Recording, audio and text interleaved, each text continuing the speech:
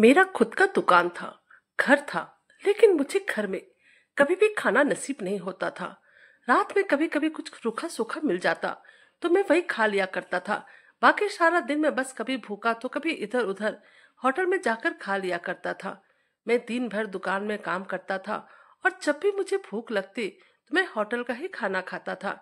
एक दोपहर को मुझे बहुत ही जोरों की भूख लगी। समझ में नहीं आ रहा था क्या करूं। फिर उसी वक्त एक बच्ची अचानक से मेरे सामने आई और मुझे हाथ में कुछ पकड़ाकर चली गई।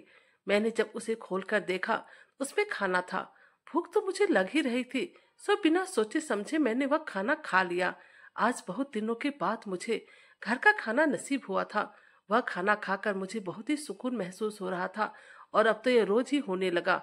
हर दोपहर को वह बच्ची आती और मेरे हाथों में कुछ न कुछ पकड़ाकर चली जाती और जब मैं उसे खोलकर देखता तो उसमें अलग अलग किस्म के खाना रहता था जिसे खाकर मैं जन्नत में पहुंच जाता था। यह सिलसिला चलता ही जा रहा था और फिर एक दिन मैंने सोचा कि आखिर ये बच्ची मेरे लिए खाना क्यों लेकर आती है। मैंने उससे पूछा तो उसने कुछ भी जवाब नहीं दिया और मुझे खाना पकड़ाकर अपने घर चली गई। आज फिर जैसे वो मुझे खाना देकर जाने लगी तो मैं उसका पीछा करने लगा और अचानक उसके पीछे जाते जाते मैं एक घर के अंदर चला गया। तो उस घर में मुझे एक खूबसूरत औरत मिली और जब मैंने उसे इस खाने के बारे में बताया तो उसने मुझे ऐसी बात बताई जिसे सुनकर मेरे होश ही उड़ गए। मेरे पैरों तले जमीन निकल गई। समझ में नहीं आ रहा था अब क्या करूं, क्योंकि वह औरत तो वह खाना। मेरा नाम सलीम है। आज मैं आपको अपना कहानी सुनाता हूँ। गर्मी का मौसम चल रहा था और बाहर लू चल रहा था। सभी लोग अपने अपने रोजमर्रा के काम में व्यस्त थे और मैं उस वक्त तपती दोपहरी में अपनी दुकान पर कुछ ग्राहकों को सामान देने के बाद फ्री में बैठा हुआ था। दिन के उस दोपहर में ग्राहक अक्सर कम ही आते थे। मैं बेतहासा गर्मी होने के कारण दोपहर के समय में कभी कभी एक दो ग्राहक ही दुकान पर आते थे, नहीं तो सभी लोग शाम में ही आया करते थे। मैंने घड़ी में टाइम देखा तो दोपहर के 1 बज रहे थे और अब मुझे बहुत ही जोर से भूख लग रही थी। घर जाकर खाना खाने का तो सवाल ही नहीं पैदा होता है, क्योंकि घर के नाम पर मेरे पास एक मकान ही था जिसमें रहने वाले लोग को मेरे खाने पीने, मेरे आराम करने से कोई फर्क नहीं पड़ता था। उन्हें तो बस मेरे काम के लाए हुए पैसों से ही मतलब था। अगर उन्हें पता चल जाता कि मैं दुकान बंद करके खाना खाने आया हूँ तो क्या मैं थी टूट पड़ती। इसलिए मैं उठकर दुकान बंद करने लगा था कि किसी होटल से खाना लेकर आऊं और फिर दुकान में ही बैठकर खा लूंगा, क्योंकि अब मुझसे भूख बर्दाश्त नहीं हो रहा था। अभी मैंने दुकान का शटर नीचे ही किया था कि सामने एक मासूम बच्ची पर मेरी नजर पड़ी। मुझे लगा शायद वह कुछ सामान लेने आई हो। उसके हाथों में कपड़े से ढके हुए कोई चीज थी जो उसने पास में आकर मुझे देते हुए कहा, यह खाना आपके लिए मेरी माँ ने भेजा है। मैं बड़ी हैरान था और समझ नहीं पा रहा था आखिर मुझे कौन और क्यों खाना भेजेगा। लेकिन मुझे अभी ज्यादा सोचने का ताकत नहीं था, क्योंकि मुझे सच में बहुत ही जोरों की भूख लगी थी। इसलिए मैंने उस बच्चे के हाथ से वह खाना ले लिया और खा लिया और उसका धन्यवाद करते हुए कहने लगा, बेटा, खाना बहुत ही ज्यादा स्वादिष्ट था। लगता है किसी ने बड़े ही दिल से पकाया था। वह बच्ची कुछ ना बोली और फिर चली गई। फिर एक एक करके मेरी दुकान पर ग्राहक भी आने लगे तो मैं अपने काम में बिजी हो गया। दूसरे दिन फिर वही बच्ची खाना लेकर आई और बोली, मेरी माँ ने भेजा है। अब हर दिन यही होता रहा। मेरे लिए अलग अलग तरह के खाने रोज ही आने लगे थे। मैं खाकर पेट भर लेता था। कोई 1 हफ्ता हो गया था। वह बच्ची हर रोज खाना लेकर आती रही, लेकिन मैंने उसे नहीं पूछा वह कौन है और उसकी माँ मुझे खाना क्यों भेजती है। यह सवाल आज ही मेरे दिमाग में आया था। फिर दोपहर के बाद जब वह बच्ची आज फिर से खाना लेकर मेरी दुकान में दाखिल हुई तो आज मैंने सोच लिया था कि मैं बच्ची से उसके बारे में सभी कुछ पूछ लूंगा। और फिर जैसे वो बच्ची आज खाना लेकर आई मैंने पूछा, बेटा आप कौन है और आपकी माँ हर रोज मेरे लिए खाना क्यों भेजती है। तो बच्ची ने जो कहा मेरे लिए बहुत ही हैरान परेशान करने वाली बात थी। यानी मैं अनजाने में किसी और का खाना हर दिन खा लिया करता था, क्योंकि बच्ची ने कहा था कि माँ खाना देकर कहती है जाओ पापा को देकर आओ, इसलिए मैं खाना पापा के पास लेकर आता हूँ। यह सुनकर तो मेरे पैरों के नीचे से जमीन ही निकल गई थी। बच्ची तो मासूम थी, ना समझ थी, लेकिन मैं तो अक्लमंद इंसान था। मैं कैसे बिना पूछे और बिना हकीकत जाने किसी और का खाना लेकर खा सकता था, वह भी 1 हफ्ते से रोज खा रहा था। बच्ची का जवाब सुनकर मेरी शर्मिंदगी का कोई ठिकाना ही नहीं था। अब मुझे उससे माफी मांगनी चाहिए था, जिसके हिस्से का खाना मैं खाए जा रहा था। अब मैंने उस बच्ची का हाथ पकड़ा और उसे दुकान से बाहर लाकर गली में खड़ा कर दिया। फिर बच्ची से पूछने लगा, बेटा आपके पापा की दुकान इस बाजार में कहाँ पर है? क्योंकि मुझे लगता था बच्ची अपने पापा के किसी दुकान पर ही खाना देने जाती होगी और रास्ता भूलकर मुझे बस देखे जा रही थी। फिर थोड़ी देर के बाद उस बच्ची ने मुझे कहा, मेरे पापा की दुकान इस बाजार में कहीं पर नहीं है। मैंने कहा, तो फिर तुम किसके लिए और कहाँ खाना लेकर जाती हो? तब भी उसने सिर्फ यही कहा, मैं क्या खाना अब पापा के पास लेकर जाती हूँ? ऐसी मेरी माँ ने मुझे कहा है कि पापा को खाना देकर आओ। मैंने बच्ची को लाख बार समझाया कि मैं तुम्हारा पापा नहीं हूँ। आपकी माँ जिसके लिए खाना देती है आप वहीं पर खाना पहुंचा दिया करो। लेकिन हर बार बच्ची खाना मेरे पास ही लेकर आती थी, कहती थी, माँ ने आपके लिए खाना भेजा है। मैं उसके इस बात पर बहुत ही परेशान हो गया था, क्योंकि मैं पहले से ही बहुत शर्मिंदा था कि ना जाने मैं रोज किसके हिस्से का खाना खा रहा हूँ। इसलिए आज मैंने सोच लिया था कि इस बच्ची के घर जाकर उसकी जानकारी लूंगा कि उसकी माँ किसके लिए खाना भेजती है, क्योंकि बच्ची हर रोज खाना मेरी दुकान पर मुझे ही लाकर देती थी। वह बच्ची सिर्फ 5 से 6 साल की होगी और मुझे लगता है इस बारे में बच्चे के घर वालों को भी कोई जानकारी नहीं होगी। इसमें उस बच्ची का भी कोई गलती नहीं है, क्योंकि बच्ची बहुत ही छोटी और मासूम थी, इसलिए उससे गलती होना कोई बड़ी बात नहीं थी। इस बार मैंने खाना लेने से मना कर दिया तो बच्ची रोनी सी शक्ल बनाकर खड़ी हुई और बोली कि जब तक आप खाना नहीं लेंगे मैं वापस नहीं जाऊंगी। मजबूरन मुझे उसका खाना लेना पड़ा और फिर मैं बिना खाना खाए ही उसे वही टेबल पर रख दिया। फिर जब वह बच्ची वापस जाने लगी तो मैंने वह खाना उठाया और उसके पीछे पीछे चलने लगा। वह बच्ची पास के घर में दाखिल हुई तो मैंने भी उसके घर का डोरबेल बजाया और किसी के बाहर आने का इंतजार करने लगा।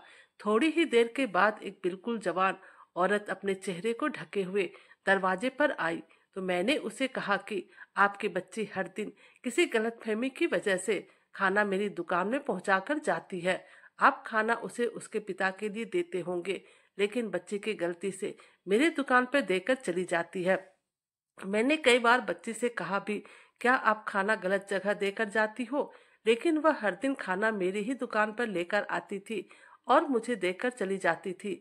मैंने उस जवान औरत से कहा कि आप मुझे बता दो इस बच्ची के पिता की दुकान कहाँ पर है, मैं उन्हें खाना पहुंचा देता हूँ। वह औरत चुपचाप खड़ी मेरी बातों को सुन रही थी। जब मैं अपनी बात खत्म करके चुप हुआ तो उसने कहा कि बच्ची के पापा का इंतकाल हो गया है और मैं खाना किसी भूखे इंसान के लिए भेजा करती थी ताकि भगवान मेरे पति को अपने चरणों में जगह दे। इसलिए मेरी बेटी हर रोज आपके दुकान पर ही खाना लेकर जाती थी। मुझे बच्ची की यतीम होने का बहुत ही दुख हुआ और मैंने इस बात का अफसोस किया और चुपचाप वहां से चला आया। मैं अपनी दुकान पर आकर बैठ गया था, लेकिन मैं अपने दिमाग से उस बच्ची को और उसकी माँ के ख्याल को नहीं निकाल पा रहा था। न जाने उसके पति की मौत किस तरह से हुई होगी कि बेचारी इस भरी जवानी में विधवा हो गई। वह दिन मेरी उन्हीं सोचों में बीता था। मेरा दुकान पर काम में दिल नहीं लग रहा था। फिर मैं दुकान जल्दी ही बंद करके घर चला गया था। घर पहुंचकर मैं अपने कमरे तक नहीं पहुंचा था कि मेरी सौतेली माँ ने मुझे देखकर जल्दी वापस घर लौटने की वजह पूछी। मैंने कहा कि आज तबीयत ठीक नहीं थी, इसलिए दुकान जल्दी बंद कर दी। उन्होंने मुझसे पैसे लिए, गिने और अपने पास रख ली। यह मेरी जिंदगी की डेली की रूटीन थी। मैं सुबह उठकर दुकान पर चला जाता और पूरे दिन की कमाई लाकर अपनी सौतेली माँ के हाथों पर रख देता। मैं इस घर में अकेला कमाने वाला था। मेरे पापा को लकवा मार दिया था, जो एक करवट बिस्तर पर ही पड़े रहते थे। जब पहले मेरे पापा की तबीयत ठीक थी तब दुकान वही चलाते थे और उसी दुकान से हमारे घर का राशन पानी भी चल रहा था। लेकिन एक दिन अचानक पापा को पैरालाइज अटैक आया तो ऐसे में दुकान बंद करना यानी भूखा मरना था। मैं कम उम्र का था। फिर सौतेली माँ के कहने पर पढ़ाई छोड़कर दुकान संभाल ली और तब से अब तक बस मैं दुकान पर ही होता था। मेरी जिंदगी घर से दुकान और दुकान से घर लौटने पर ही खत्म हो जाती थी। 15 साल की उम्र से दुकान संभालते हुए अब मैं 25 साल का हो गया था। इतने सालों में एक दिन भी मैंने कोई छुट्टी नहीं ली थी और ना ही कहीं जाने का सोचा था। मैं बस दिन भर दुकान को आगे बढ़ाने के बारे में सोचा करता था। उसके अलावा जिंदगी के किसी सुख दुख से मेरा कोई संबंध नहीं था। ननिहाल और ददिहाल में किसी रिश्ते का कुछ अता पता ही नहीं था। मैं कब अनाथ हुआ यह भी मुझे पता नहीं था, क्योंकि मुझे अपनी माँ की शक्ल तक याद नहीं है। बस मेरी सौतेली माँ के मुंह से हमेशा सुना था कि मैं उनका सौतेला बेटा हूँ। मेरे अलावा मेरी एक सौतेली बहन भी थी। वह शहर में किसी बड़े कॉलेज में पढ़ रही थी। कभी कभी ही बाहर से घर आती तो मुझे अपने मुंह तक न लगाती और ना ही अपने आसपास फटकने देती थी। मैं रोज घर से सुबह बिना कुछ खाए पिए दुकान पर निकल जाता था और देर रात तक दुकान बंद करके घर लौटता था। तब भी मेरे लिए घर में खाने को कुछ भी मौजूद नहीं होता था। सौतेली माँ जो कि पकाती सिर्फ खाती और पापा को भी खिलाती थी। मेरे लिए यही काफी था। वह मेरे पापा का ख्याल रख रही थी। मैं भी अपने पापा के लिए ही इस घर का खर्च उठा रहा था। मैं हर दिन 5 से 10 हजार कमाकर सौतेली माँ को दे देता था, लेकिन फिर भी उनके हिसाब से मैं उन लोगों के लिए क्या ही कर रहा था। मेरे पापा एक कमरे में पड़े रहते थे। उनसे मेरा मिलना मेरी सौतेली माँ को परमिशन पर भी होता था। अगर वह चाहती तो मुझे पापा के कमरे में जाने की इजाजत देती। अगर ना चाहती तो हफ्ता हफ्ता भर मैं अपने पापा को नहीं देख सकता था। मुझे बचपन से ही उनके आगे कोई सवाल करने की आदत नहीं थी, और यह आदत मुझे मेरे बाप ने ही डाली थी। मेरी सौतेली माँ को पापा बहुत ही चाहते थे, जबकि उनके सामने मेरे बोलने की हिम्मत नहीं थी। अपनी सौतेली माँ को देखकर मुझे उसी औरत का ख्याल आ गया था जो अपने पति के मरने के बाद भी उसके लिए खाना भेजती थी। और यहाँ मेरा बाप जिंदा होते हुए एक एक रोटी का मोहताज था। कितना वफादार औरत थी। वह छोटी बच्ची के हाथों अपने पति का हिस्सा खाना मुझे भेज दिया करती थी। काश मेरी अपनी माँ की मौत के बाद मेरे बाप को भी कोई ऐसी वफादार औरत मिलती तो आज हमारे घर में पैसों के अलावा इंसानों की भी कद्र हो जाती। रात तक अपने दिमाग में यही सब सोचते सोचते न जाने कब मेरी आंखें लग गई, पता ही नहीं चला। अगले दिन रोज की तरह दुकान पर जाने लगा। तब सौतेली माँ ने सामने आकर मुझे कहा, लगता है दुकान पर आजकल तुम्हारा दिल नहीं लग रहा है, इसलिए जल्दी दुकान बंद करके आ जाते हो। इस घर में तुम्हारे अलावा कमाने वाला और कोई नहीं है। तुम ही इकलौते बेटे हो और यह तुम्हारी जिम्मेदारी बनती है। हमें जो कुछ भी चाहिए वह तुम ला कर दो। तुम्हारे पापा ने तुम्हारे कंधों पर यह जिम्मेदारी डाली है, वरना मैं तुमसे 1 रुपया भी नहीं मांगती। मैं उनसे ज्यादा किसी बात पर बहस नहीं करता, तो इसलिए मैंने हमेशा की तरह सर हिला दिया और बोला कि कोशिश करूंगा आपको कुछ भी पैसे दे सकूं। तब उन्होंने कहा, अगले हफ्ते मेरी बेटी अपनी पढ़ाई पूरी करके वापस आ रही है और उसके वापस आते ही मैं उसके लिए रिश्ता देखना शुरू करूंगी, और उसकी शादी के लिए भी तुम्हें कुछ करना होगा। आखिर वह तुम्हारी बहन और तुम्हारी जिम्मेदारी है। मैं चाहती हूँ कि रिश्ता पक्का होने से पहले उसके लिए कुछ दहेज का सामान जमा कर लूं। अगर तुम पैसों का इंतजाम कर सकते हो तो 2 लाख का इंतजाम करो, क्योंकि मैं ज्यादा टाइम अपनी बेटी को इस घर की गरीबी में नहीं रख सकती। उनके इस बात पर मेरे पास कोई भी जवाब नहीं था, क्योंकि मैं 2 लाख रुपए इकट्ठा जमा नहीं कर सकता था। इसलिए मैं चुपचाप से घर से निकल आया और दुकान पर जाकर बैठा। सोच रहा था कि मेरी बहन मुझसे 5 साल छोटी थी। उसकी शादी का ख्याल तो मेरी सौतेली मौका आया था, लेकिन मेरे घर बसाने की उन्होंने कभी भी बात तक नहीं की थी। आज दुकान पर रोज से ज्यादा भीड़ था, क्योंकि इन दिनों त्योहार चल रहा था। मेरी कॉस्मेटिक की दुकान थी। लोगों को सामान देते देते मुझे पता ही नहीं चला कब वह प्यारी सी बच्ची मेरे लिए खाना लेकर आई थी, और कितनी ही देर मेरे फ्री होने का इंतजार करती खड़ी रही। जब अचानक मेरी नजर उस पर गई तो मैं चौंक गया। मैंने उससे पूछा, कब आई? तो उसने कहा कि आधा घंटा से ऊपर हो गया है। मुझे अपनी लापरवाही पर थोड़ी शर्मिंदगी हुई, और फिर उस बच्ची से खाना लेकर मैंने दुकान का शटर गिरा दिया, वरना लोग मुझे खाने भी नहीं देते। खाना खाकर मैं फिर से काम में लग गया था। थोड़ी ही देर बाद जब दुकान भी थोड़ा भीड़ कम हुआ तो मैं फ्री होकर दुकान में बैठा हुआ था। जब मेरी नजर बाहर गली में गई, वही औरत उस बच्ची को गोद में उठाकर तेज तेज कदमों से कहीं जा रही थी। बच्ची को उसके कंधे पर थी। वह मुझे देखकर परेशान हुई। मैं जल्दी अपने दुकान से बाहर निकल आया। उन्हें रोककर पूछा कि आखिर समस्या क्या है। औरत ने बताया कि बच्ची को बुखार है, उसकी वजह से वह बेहोश हो गई है। मैं उसे लेकर अस्पताल जा रही हूँ। मेरे पास मोटरसाइकिल खड़ी थी जो मैंने अपने दोस्त से ही लिया था। बच्ची को सामने बैठाकर उस औरत को पीछे बैठने को कहा। हम 10 मिनट के अंदर अस्पताल में मौजूद थे, जहां जल्दी से जल्दी बच्चे का ट्रीटमेंट शुरू हुआ। थोड़ी ही देर में उसका बुखार भी उतर चुका था। उसकी माँ, जो बराबर भगवान से प्रार्थना कर रही थी, उसने मेरा शुक्रिया अदा किया तो मैं इस बात को अपना फर्ज समझकर उन्हें शर्मिंदा न करने को कहा। फिर उन दोनों को मोटरसाइकिल पर बैठाकर घर छोड़कर आया तो उस औरत ने मुझे अंदर आकर चाय पीने के लिए पूछा था, लेकिन मैंने कहा अभी नहीं, आप बच्ची का ख्याल रखो, मैं कभी आकर चाय पी लूंगा। मैं वहां से निकलकर घर आया तो मेरे घर पर भी इमरजेंसी की समस्या पैदा हो गई थी। तो मुझे देखते ही सौतेली माँ ने कहा, कहाँ रह गए थे? मैंने दुकान पर लड़का भेजा था, लेकिन दुकान बंद थी। तुम्हारे बाप की तबीयत अचानक बिगड़ गई है। पापा के पास डॉक्टर मौजूद थे। मैं जल्दी से भागकर पापा के पास पहुंचा, लेकिन डॉक्टर ने बताया कि पापा कुछ मिनट के ही मेहमान हैं। उन्हें पैरालाइज का तीसरा अटैक आया है। और फिर आधी रात को पापा हम सबको छोड़कर इस दुनिया से विदा हो गए। मुझे बिल्कुल अकेला छोड़कर जा चुके थे। और फिर पापा के अंतिम संस्कार के बाद मैं फ्री होकर कुछ दिन घर पर ही रहा। अब मेरा दुकान खोलने का काम करने का बिल्कुल भी दिल नहीं कर रहा था। मेरे पापा की मौत का सदमा मुझे ऐसा लगा था जिसका बोझ दिल से नहीं उतर रहा था। मेरी सौतेली बहन भी कॉलेज छोड़कर घर आ चुकी थी।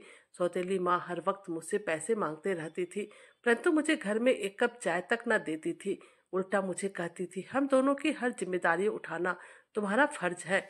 एक हफ्ता मेरा घर पर ही बीता था। एक हफ्ता बाद मेरी बहन के लिए रिश्ता आने शुरू हो गए। सौतेली माँ ने अपनी बेटी के लिए एक लड़का पसंद कर लिया था। पापा की मौत के तीसरे हफ्ते बाद ही मेरी सौतेली माँ ने बहन की शादी सादगी से करने का फैसला किया था, जिसके लिए उन्होंने मेरे सामने बड़ी रकम की डिमांड की थी। लेकिन मैं इतना भारी रकम कहाँ से लाता, इसलिए हमने एक दूसरे की राय से दुकान बेच दी और उससे मिलने वाले पैसों से बहन की शादी का इंतजाम हो गया।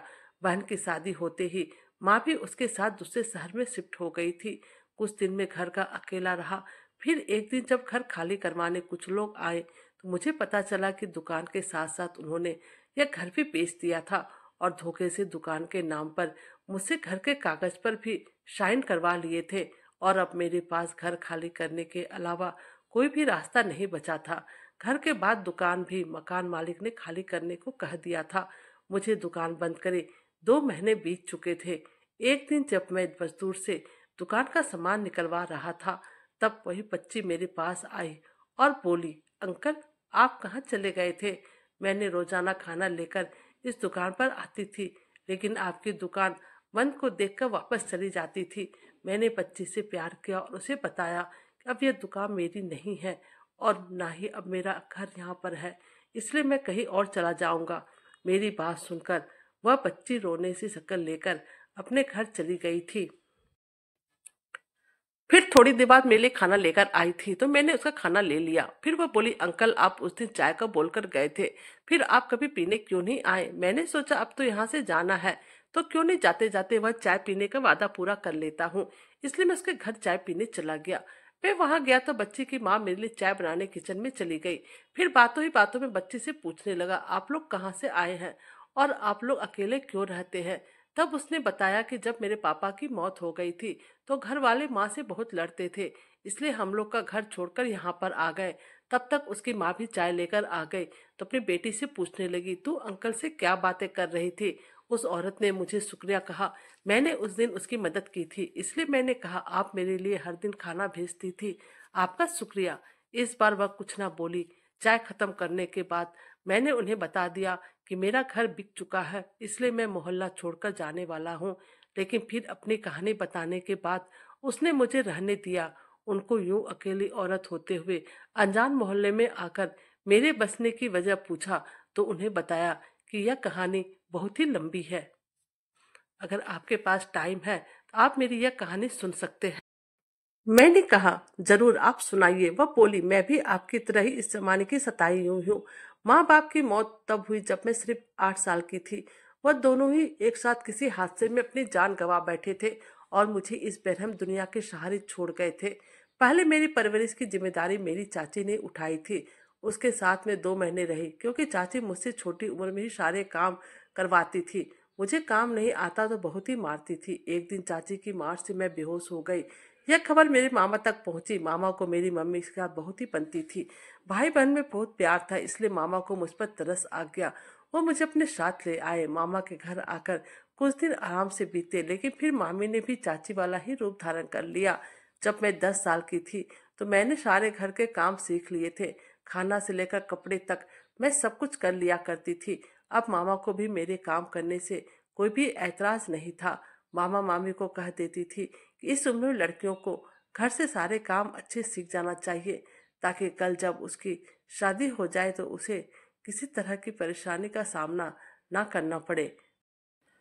फिर जब मैं 16 साल की हुई थी, एक दिन माँ के एक करीबी रिश्तेदार ने अपने बेटे के लिए मामा से मेरा हाथ मांग लिया और फिर मेरी मंगनी हो गई। लेकिन शादी करीब 1 साल के बाद होनी थी, क्योंकि मामी अपनी बेटी की शादी पहले करना चाहती थे और उनके बेटे की शादी होने के बाद ही मेरी शादी होनी थी। मेरा मंगेतर भी लगभग मेरी ही उम्र का था। मेरा ससुराल अच्छा था, इसलिए अब मुझे थोड़ा बहुत प्यार मिल जाता था। मेरी होने वाली ननद से ही मेरे मामा के बेटे की शादी हुई थी और अब मेरी ननद ही मेरे मामा की बहू थी। मैं उन्हें भाभी ही बुलाती थी। वह बहुत ही अच्छी थी। वह घर में आई तो मुझ पर से काम का बोझ भी कम हो गया था। वह खुद ही मेरी मदद कर दिया करती थी। हमारी जिंदगी यूं ही खुशी खुशी बीत रही थी और अब मैं 17 साल का हो चुकी थी। मेरा मंगेतर अक्सर अपनी बहन से मिलने के बहाने हमारे घर पर आ जाता और मुझे देखकर बहुत ही खुश होता। हम दोनों ही एक दूसरे को पसंद करते थे, लेकिन घर में इतनी आज़ादी नहीं थी कि मिल बैठकर बातें करते। इसलिए हम दोनों अक्सर छुप छुप कर बातें कर लिया करते थे, जिसमें भाभी का हमें भरपूर मदद मिलती थी। यह मेरी जिंदगी के सबसे खूबसूरत दिन थे। वह आता तो मेरे लिए हमेशा कोई ना कोई गिफ्ट लेकर जरूर आता था। मेरी होने वाली सास मेरे लिए गिफ्ट भेजा करती थी। खाने पीने का सामान भी भेजते रहती थी। मुझे ससुराल से बहुत ही प्यार मिल रहा था, लेकिन किस्मत अभी भी मेरी खराब थी। उस दिन भाभी की प्रेगनेंसी के उसके आखिरी महीना चल रहा था। वह अपने रूटीन चेकअप के लिए अस्पताल जा रही थी और गाड़ी में भाभी अपने पति के साथ मौजूद थी, जब एक बहुत ही भयानक एक्सीडेंट हुआ। भाभी और भाई जख्मी हो गए। उन दोनों को जल्दी ही अस्पताल ले जाया गया और फिर भाभी का ऑपरेशन हुआ। उनका बच्चा तो बच गया, लेकिन अफसोस वह खुद इस दुनिया से चली गई। वह भाभी के साथ साथ मेरी होने वाली ननद भी थी और उनका बच्चा पैदा होते ही अनाथ हो गया था।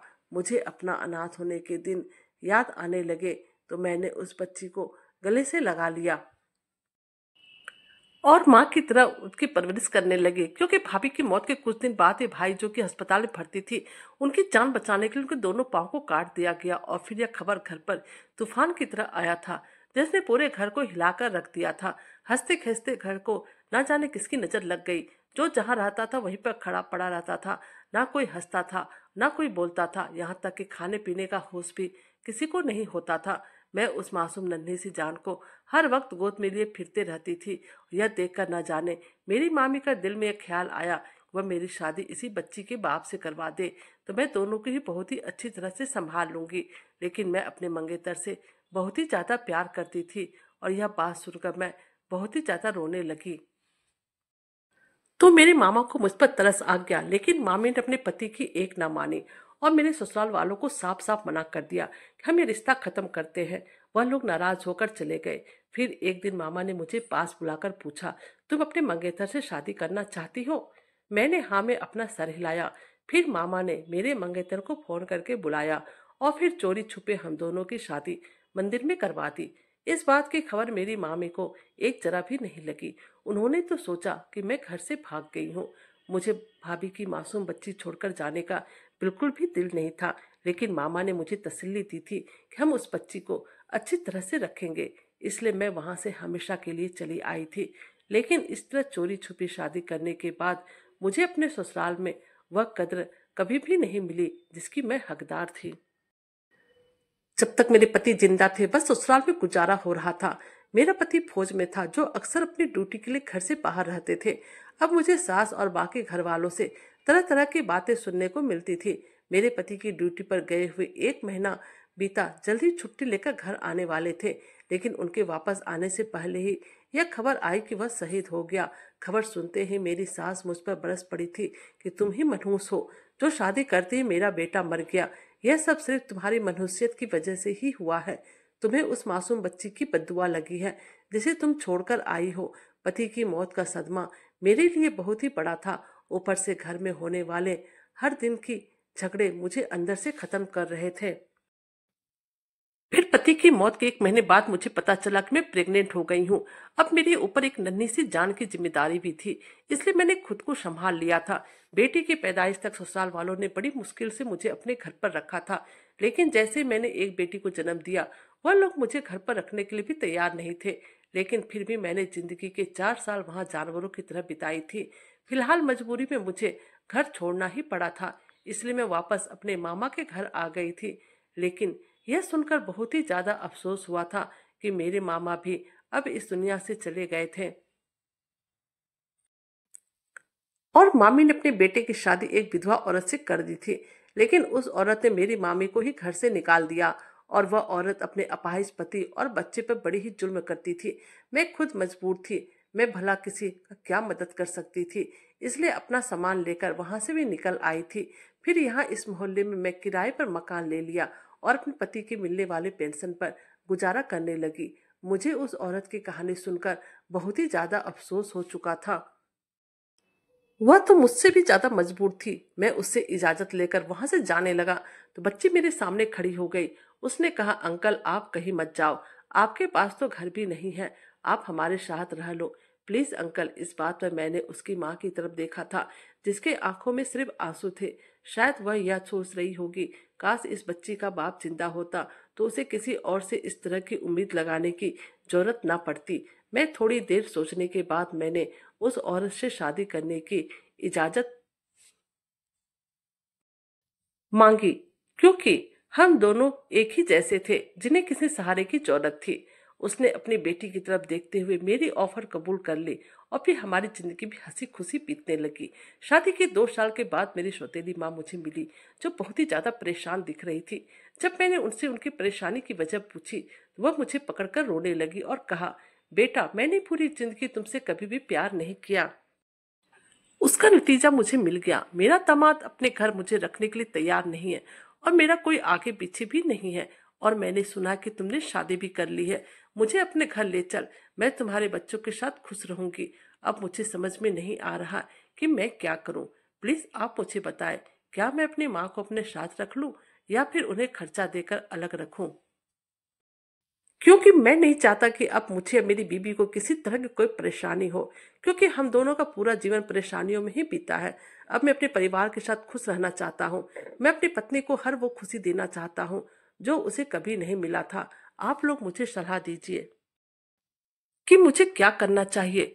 कहानी अच्छी लगे तो प्लीज चैनल को लाइक कीजिए, सब्सक्राइब कीजिए और शेयर कीजिए। Thank you.